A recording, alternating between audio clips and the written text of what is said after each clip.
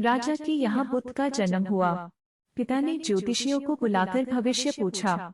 उन्होंने कहा, या तो यह सम्राट होगा और या तो यह साधु होगा।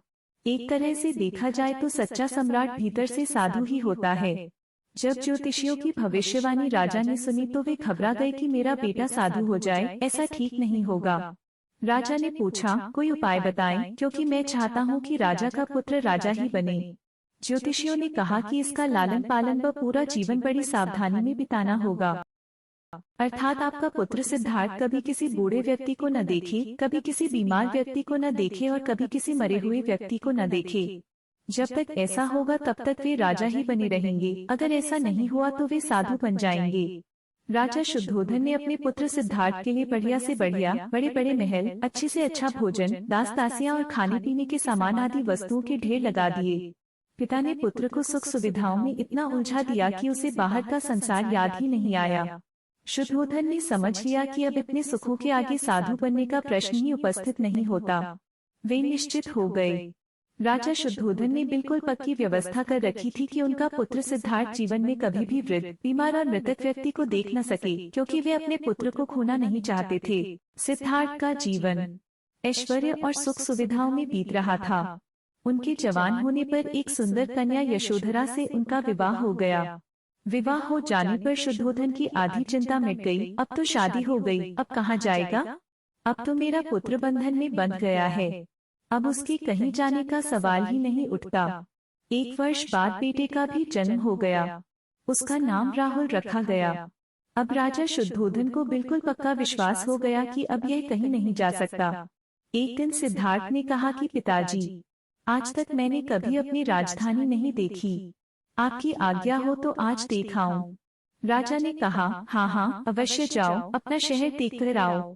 एक सारथी को भी साथ में भेजा गया कि जाओ राजकुमार को राजधानी घुमा फिरा कर लाओ। फिर भी राजा ने चाक चौबंद इंतजाम कर रखा था कि कहीं चूक न हो जाए। सिद्धार्थ के लिए राजधानी के प्रमुख मार्ग खूब सजाए गए थे, पर घूमते घूमते सिद्धार्थ ने थोड़ा उल्टा मार्ग ले लिया। वे उस मार्ग से गुजरने लगे जहाँ पर तैयारी नहीं थी और आज उनको बहुत आश्चर्य हुआ जब पहली बार उन्होंने एक बूढ़े आदमी को देखा, कमर झुकी हुई, पूरी चमड़ी में छुरियां पड़ी थीं। वह परेशानी और दुख से बेहाल था। उसकी चाल बहुत धीमी थी। बूढ़े की झुकी हुई कमर को देखकर सिद्धार्थ को एक झटका लगा और सारथी से उन्होंने पूछा, क्या एक दिन मैं भी बूढ़ा हो जाऊंगा? सारथी ने कहा, हाँ राजकुमार, हर व्यक्ति के जीवन में 3 अवस्थाएं आती है, बचपन, जवानी और बुढ़ापा। एक दिन तुम भी बुढ़ापे की अवस्था में जाओगे हे राजकुमार। यह संसार का नियम है, चाहे गरीब हो या अमीर, सबका शरीर शिथिल अर्थात बूढ़ा होता है। राजकुमार सोच में पड़ गया।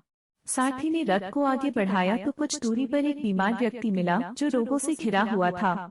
उस पीड़ित व्यक्ति को देखकर राजकुमार का मन बहुत ही दुखी हुआ। राजकुमार ने पूछा, इसको क्या हुआ है?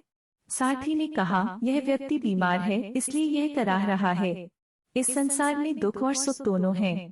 यह अपने अपने भाग्य की बात है कि कोई दुखी है और कोई सुखी है। क्या मैं भी कभी बीमार हो सकता हूँ? सारथी ने कहा, आप यह विचार अभी छोड़ दें। समय बड़ा बलवान होता है। ये सारी बातें कर्मों पर निर्भर करती हैं। चाहे राजा हो या रंक, सुख दुख सब पर आते हैं। अगर शरीर में कोई रोग आना है तो वह आएगा। यह सब सुनकर राजकुमार सोच में पड़ गया। सारथी ने रथ को कुछ आगे बढ़ाया तो सामने से 4 कंधों के ऊपर एक अर्थी को जाते हुए देखा। राजकुमार ने ऐसा पहली बार देखा था। उसने सारथी से पूछा, यह क्या है? यह आदमी मर गया है। यह मुर्दा है। जो व्यक्ति मर जाता है उसको बांधकर श्मशान भूमि में ले जाते हैं, फिर वहां पर उसे जला दिया जाता है। राजकुमार ने कहा, क्या सबको मरना पड़ता है? हाँ, सबको मरना पड़ता है। यह मृत्युलोक है। जो जन्म लेता है उसे कभी न कभी अवश्य ही मरना पड़ता है। तो इसका मतलब यह हुआ कि ठीक इसी तरह से एक दिन मुझे भी मरना होगा।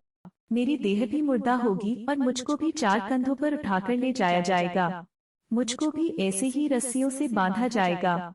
मेरे भी आगे पीछे घर के सदस्य रोएंगे, तड़पेंगे और जिस संसार को मैंने इकट्ठा किया है वह सारा का सारा मुझसे छूट जाएगा। इसका मतलब यह हुआ कि क्या एक दिन मैं भी मर जाऊंगा? क्या एक दिन यशोधरा भी मर जाएगी? क्या एक दिन मेरा राहुल भी मर जाएगा? सारथी ने कहा, हाँ राजकुमार, एक दिन मैं भी मरूंगा, आप भी मरेंगे, यशोधरा भी मरेंगी और राहुल भी मरेगा, क्योंकि यह सब मरने के लिए ही पैदा होते हैं। उस रात सिद्धार्थ सो न सके, सोचने लगे कि क्या संसार में इतना दुख है, रोग है, बुढ़ापा है, और ऐसे में मैं खा पी कर कैसे जी सकता हूँ। नहीं नहीं, ऐसा मुझसे नहीं हो सकता। मुझे खोजना होगा उस तत्व को जो दुख, पीड़ा और शोक से रहित हो, जो भय, भ्रम और भूल से परे हो, जो अनंत आनंद से भरा हो, जिसे पाकर फिर और कुछ पाने की इच्छा न हो। सिद्धार्थ वैराग्य के शिखर तक पहुंच चुके थे। बस उसी रात को उन्होंने घर छोड़ दिया। सारथी से कहा कि नगर की सीमा से दूर ले चलो। नगर के बाहर पहुंचकर सारथी को लौटा दिया। फिर कई दिनों तक वन में चलते गए। एक घने पीपल के वृक्ष के नीचे आसन लगाकर ध्यान में लीन हो गए। तो दोस्तों, आपको ये कहानी कैसी लगी? अपनी राय कमेंट बॉक्स में जरूर बताना। धन्यवाद।